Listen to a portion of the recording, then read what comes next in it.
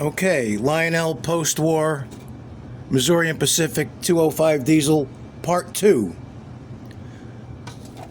What I had to do was bend a common staple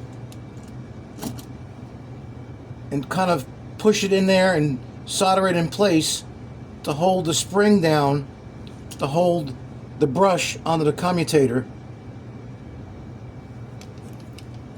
And that seemed to do the trick. I put a couple new brushes in, and that's my little modification, makeshift, do-it-yourself. And let's see what happens.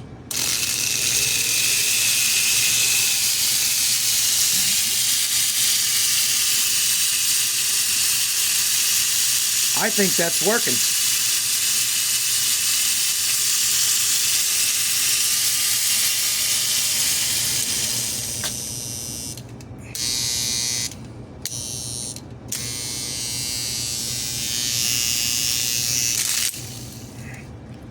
So here's the part that I made out of a common everyday arrow staple.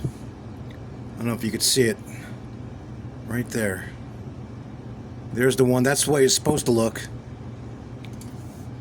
And this is the one I jammed into there and put a little dab of solder on it to hold it in place.